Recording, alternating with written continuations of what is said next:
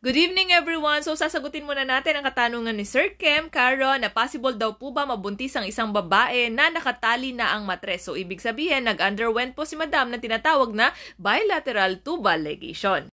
So sa tingin nyo, possible nga ba? So bago po ang lahat, explain muna natin saan po ba nagaganap yung tinatawag na bilateral tubal ligation. So kung makikita nyo po yung picture ko dyan sa likod na tinatawag na female reproductive area, napakarami po niyang parte like ovary, cervix, fallopian tube, and uterus. So alam naman po natin na ang baby ay lumalaki saan? Sa uterus. Pero bago ang lahat, ano po bang nangyayari? So exciting to. Kaming mga kababaihan po ay nagre-release ng itlog monthly, yes po, monthly from our ovaries. So dalawa kasi yan, magkabilaan. So, ang ovaries namin, pero sa isang buwan, isang parte lamang po, either left or right. Okay po? So, pag nag-release po yung ovary namin ng itlog, whether isa o dalawa, depende po yan mga madam and sir, ma-travel po yan papunta sa aming fallopian tube. So, waiting area yan. Wow, waiting area.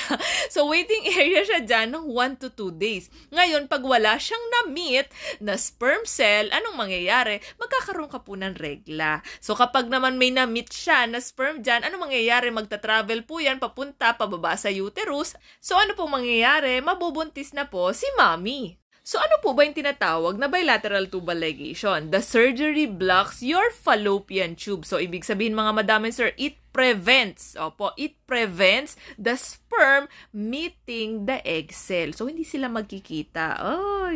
Next, bilateral. So, ibig sabihin, dalawa pong fallopian tubes ang pwedeng ikat, pwedeng talian, or pwedeng i-clip po para ma-prevent na mag-meet po ang sperm cell ni sir at ang itlog ng babae. So, ibig sabihin, hindi sila pwede magtagpo. Bawal.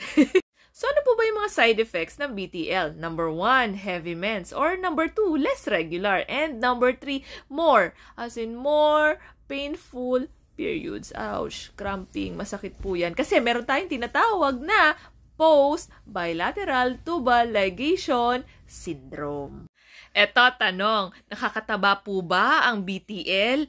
Actually, mga madam and sir, it does not affect your hormones and even your appetite po. Yes po, yan po ang katotohanan. So, ibig sabihin, it does not induce weight gain. Hindi po kayo tataba.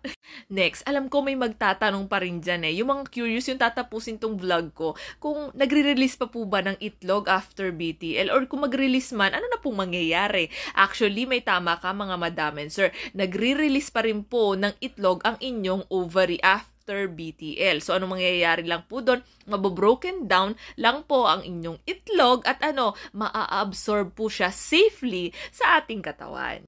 So, final question na to ni sir, mabubuntis po ba ang isang babae kung siya ay ligated na? Actually po mga madam and sir, ang tubal ligation is the most effective way to prevent pregnancy. Kaya nga po siya tinawag na tubal sterilization.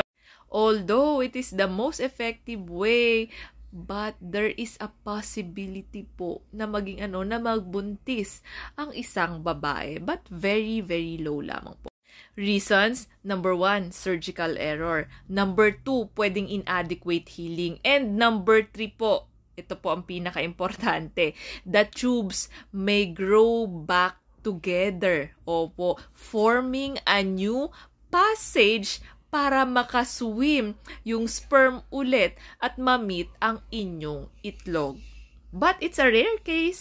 So, last question na talaga to. Pwede po ba i-reverse ang tinatawag na BTL? Yes po, mga madam and sir, kasi meron tayong tinatawag na tubal ligation reversal. It's a surgical procedure po. Pero only 50 to 80% lamang po ang nagiging successful na maging pregnant ulit. Bakit? Medyo, hindi naman siya kababaan. Bakit? Kasi yung iba pagkakagawa ng BTL, mga madam and sir, is nag-iksi na yung fallopian tube. So, hindi na siya mai-connect ng maayos. Opo. So, hopefully, nasagot ko ang katanungan ni sir. Maraming salamat po. God bless!